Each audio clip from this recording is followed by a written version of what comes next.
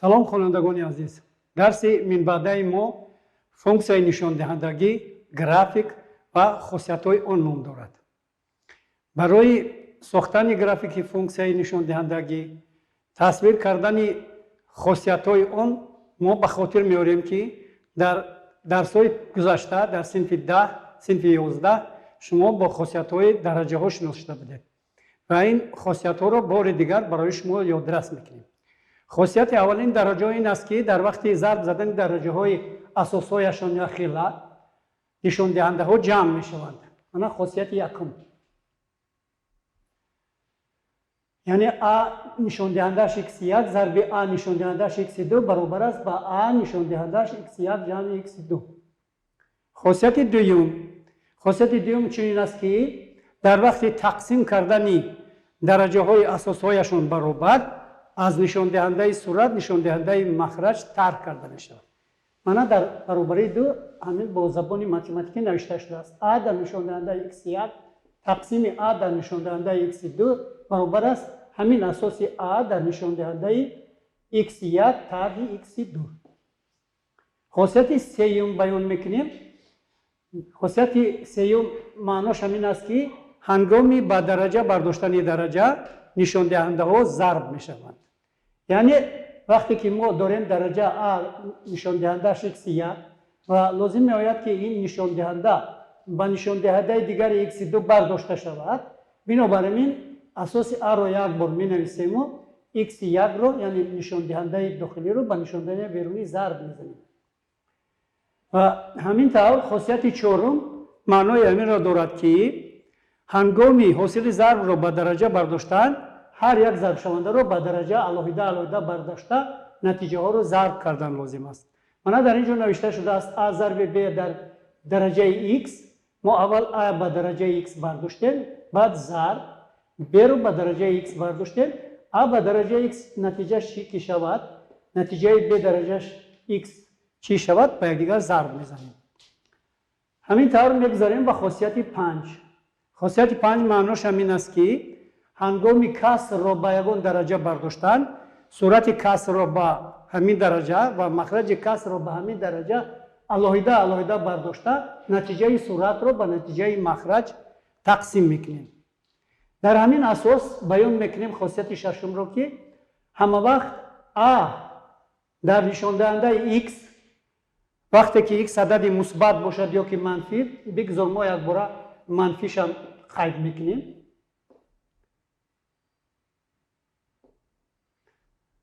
он гоҳ ин адад ҳеҷ вақт қимати манфӣ қабул намекунад ва хате ки ин нишондиҳанда тасвир мекунад ҳамавақт аз зери x боло ҷойгир аст. дар ҳамин асос мо хосияти зерини дигарро ҳосил мекунем. хосияти 7, яъне ax калон мешавад аз 1 агар a аз 1 калон бошаду x адади мусбат бошад. ҳамин тавр хосияти 8, агар x1 хурд аз x2 бошад, ҳатман a нишондиҳандааш x1 хурд аст аз a нишондиҳандааш x2 мешавад, дар мавриде ки a калон аст аз 1. ин чӣ маъно дорад? ин маъно дорад ки барои ду қимати дилхоҳи аргумент яке паси дигаре мебиёяд, қиматҳои мувофиқи функсия ҳам яке паси дигаре омаданаш мумкин. яъне аз он ки x1 хурд аз x2 аст, хулоса мебарояд ки a нишондиҳандааш x1 хурд аст аз a нишондиҳандааш x2. яъне ин маъно дорад ки ҳамин дараҷа афзун шаванда аст. ва агар баръакс барои дилхоҳ қимати x1 аз x2 ax1 калон аст ax2 шавад, дар ин маврид мегӯям ки дараҷа яъне функсияи нишондиҳандагӣ ки мо муайян кардани ҳастем кам шаванда мешавад. дар ин ҷо x1 x2 x қиматҳои ададҳои ҳақиқӣ буданд, онҳо тағйир меёбанд ва дар ҳамин замина мо таърифи асосии функсияи нишондиҳандагиро баён мекунем. бачаҳо, функсияи намуди y баробари a дараҷаш x ки дар ин ҷо a адади мусбат буда аз 1 фарқ мекунад ва x яке аз ададҳои ҳақиқӣ аст, тағйирёбанда аст. функсияи нишондиҳандагӣ номида мешавад. мин баъд функсияи нишондиҳандагӣ гуфта мо функсияи намуди мана дар чоркунҷа гирифтаро мефаҳмем. ва ҳангоми а калон аз як будан, ҳангоми а хурд аз як будан, мо графики ин функсияро тасвир мекунем. яъне мо асосан ба функсияҳое кордор мешавем ки намуди 2 нишондиҳандааш x, y баробари 1 тақсими 2 нишондиҳандааш x, y баробари 10 нишондиҳандааш x, y баробари 1 тақсими 10 ё ки 0 аз 10 1 нишондиҳандааш x ва ғайра саркор мегирем. функсияҳои мураккабро мо намеомӯзем, чунки онҳоро дар математикаи олӣ меомӯзанд. ва бинобар ин дар нақшаи якум мо графики функсияи y баробари ax-ро ҳангоми a калон аз як будан тасвир кардаем. тавре шумо мебинед ин хат бо тири x намерасад, лекин оҳиста зиёд мешавад ва ба беохирӣ меравад. ҳангоми x баробари 0 будан, вақте ки x баробари 0 аст, ба ҷои ана x агар мо 0 монем, ҳар гуна адади ғайринулӣ дар дараҷаи 0 ба 1 баробар аст. яъне графики функсияи нишондиҳандагӣ аз нуқтаи 1 мегзарад. ва ҳамон хосияте ки ҳозир мо баён кардем, хосияти ҳаштум, дар ҳамин ҷо месанҷем ки агар x1 аз x2 хурд бошад, мана дар тири абсисаҳо агар қимати x1-ро аз x2 хурд гирем, қимати функсия бинед дар ин ҷо хурдтар буд, оҳиста калон шуд. агар бо дигар гирем x3 гирем, бо вай калонтар мешавад ва ғайра ва ғайра. яъне ин маънои онро дорад ки ин функсия афзун шаванда аст, зиёд шуда то беохира меравад. ва дар ҳамин ҷо график ба тири x хеле наздик мешавад, вале ба тири x намерасад. бинобар ҳамин тири x барои график асимптота номида мешавад. асимптота.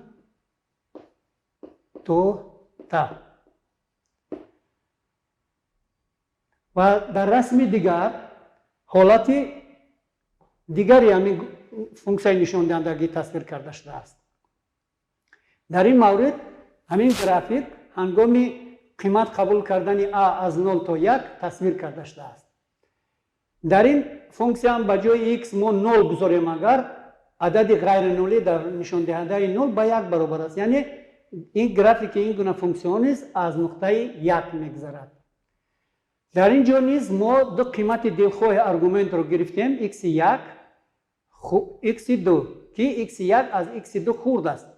шумо бачаҳо медонед ки бо баробари ба самти тири x аз рӯи тир ҳаракат кардан, аз рӯи нишон ҳамин тирча ҳаракат кардан, ададҳо зиёд шуда рафтан мегиранд. бинобар ин x1 аз x2 хурд аст. вале қимати f аз x1 бинабинед дарозаи порчаи калон аст. дар ин тараф бисёр хурд мешавад, яъне f1 калон аз f2 аст. яъне дар ин ҷо шарти хосияти 9 иҷро мешавад. маъно дорад ки функсияи нишондиҳандагӣ ҳангоми a аз 0 калон будан, аз 1 хурд будан кам шаванда аст. мана кам шуда аз нуқтаи 1 мегзарад, оҳиста ба тири x наздик мешавад, вале тири x-ро намебурад. дар ин маврид ҳам тири x барои графики функсия асимптота ном дорад. ҳамин тавр графики функсияи нишондиҳандагӣ омилҳо ё процессҳо, равандҳоеро тасвир мекунад ки дар табиат хеле нодиранд ва барои омӯхтани онҳо ҳисобҳои аниқи компютерӣ лозим аст. масалан, паҳншавӣ дар дарси гузашта гуфтем ки паҳн шудани бактерияҳо дар муҳити беруна, ҳар гуна касалиҳо аз рӯи прогрессияи геометрӣ ё ки манамин функсияи нишондиҳандагӣ сурат мегирад. мана масалан пандемия гирем, COVID-19-ро аз рӯи нишондиҳандаи 2 дараҷаши x баҳтар аниқ месозем, ина инкишоф меёбад. бо баробари x зиёд шудан ин ҳамчун экспонента мегӯянд дар адабиёти таълимии мамлакатҳои шарқу ғарб, ҳамчун функсияи экспоненсиалӣ яъне нишондиҳандагӣ афзоиш меёбад. дар ин мисол a баробари 2 гирифта шудааст. ва функсияи нишондиҳандагӣ خاصیت‌های زیرین را صاحب می‌شود. یکم ساحه معینی این فونکسیا، یعنی مجموعی همون قیمت‌هایی که برای آنها این فونکسیای نشان دهندگی معنا دارد از مینوس به آخری تا پلس به آخری را کشف می‌یابند. این چی معنا دارد؟ این معنا دارد که کدام قیمت x را که نگیرید شما اون را به درجه x می‌بردارید و یک عدد حاصل می‌شود. بنابراین ساحه قیمت‌های فونکسیا با تمام تیر عددی از مینوس به آخر تا پلس به آخری برابر است. ساحه قیمت‌های فونکسیا، ساحه قیمت‌های فونکسیا مجموع عددهای از 0 تا پلس به آخری را تشکیل می‌دهند. یعنی این ساحه معینی نام داشت. اینش ساحه قیمت‌های فونکسیا. قیمت‌های فونکسیا هیچ وقت منفی نمی‌شوند، چون که موافق خاصیت 6 ما گفتیم که ax همیشه کلان از 0 است. و خاصیت سومش طوری که ما حاضر بیان کردیم a درجهش x فونکسیای زیاد شونده است. اگر a کلان 1 باشد من در طرف چپ تصویر کرده شده است و y برابر a درجهش x فونکسیای کم شونده است. اگر a در بین 0 و 1 جایگیر باشد من این فونکسیا کم می شود. من خیلی فرقیت این دو حالت در اون مورد ذکر کرده می شود که a کلان 1 است یا که از 0 تا 1 a منفی شده نمیتوند هیچ وقت برای قیمت‌های a خورد از 0 فونکسیای نشان دهندگی معین کرده نمی شود. طوری قید کردیم بسیار حادثه‌های فیزیکی با حل مدل‌های نشان دهندگی و ساختن گرافیک‌های فونکسیای نشان دهندگی آورده می شوند. من در درس گذشته ما این چنین فرمول حاصل کرده بودیم. این فرمول را گفتیم که فرمولای قانونیت سرعت پنجشوی یا کاهشیابی تجزیه ماده رادیواکتیوی می باشد. در اینجا m خورد از x این اگر قانونیت را در لحظه t افاده نماید m 0 معنای آن را دارد که در لحظه t برابر 0 بودن همین مقدار ماده رادیواکتیوی چقدر بود. از ما یک مسئله حل میکنیم که در این مسئله استفاده همین فرمولا طلب کرده می شود. در فرمولای مذکور t روندی یا که دوری نیم تجزیه ماده رادیواکتیوی نام دارد. یعنی این چی معنی دارد؟ معنی آن را دارد که ماده موجوده در دور t تقسیم 2 چقدر کاهش می‌یابد، مساش چقدر به چی مبدل می‌گردد. و اول مثال زیرین رو می‌گیریم. مثال 1.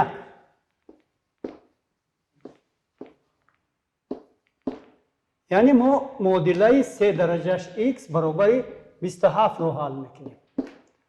در اینجا طلب کرده می‌شود که همان قیمت‌های x یافته شوند که برای آنها 3 در نشان دهنده x برابر 27 است. ولی ما می‌دونیم که 27 رو 3 در درجه 3 نوشتن ممکن است. از اینجا نوشتن میتونیم که 3 در نشان دهنده x برابر است با 3 در نشان دهنده 3. معادله های عادی ترین نشان دهندگی که ما درس آینده میگذاریم برای برابر کردن اساس ها حل کرده میشوند. یعنی هر دو اساس 3 که هست نشان دهنده ها رو برابر میکنیم. این چی معنا دارد؟ این معنا دارد که گرافیک فونکسیای y برابر 3 در نشان دهنده x در تمام تیر عددی تنها یک ریشه دارد. برای به این باوری حاصل کردن ما خط راستی با تیر x پارالل رو گرفتیم و اگر هم خیلی خط در چه خیلی که نگذاریم همیشه با گرافیک فونکسیای 3 درجهش x یک بار بریده می شود. در برابر x زیاد شده رفتن این خط بالا رفتن میگیرد. تصور کنید که بالا می رود و در وقتی به طرف چپ حرکت کردن خط پایان می فراید. همیشه نقطه برش گرافیک با خط گرفته شده ما یک است. یعنی معنا دارد که گرافیک با خط راست با تیر OX پارالل تنها در یک نقطه بریده می شود و از اینجا ما حاصل میکنیم که جواب این مثال x برابر 3 است.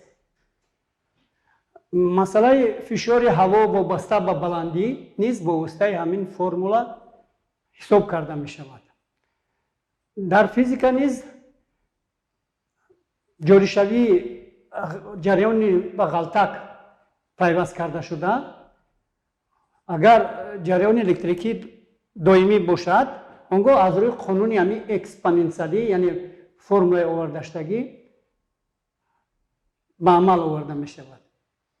барои тақвияти ин гуфтаҳо мо як масъала меорем. масъала чунин аст. масъала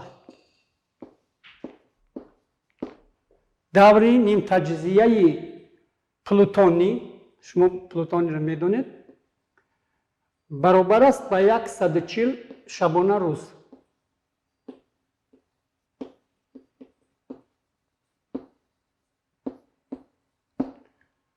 мо масалан захира дорем 8 грамм плутони. 8 грамм плутони. савол гузошта мешавад ки пас аз 10 сол 10 сол миқдори плутони چی قدر کاهش می‌یابد.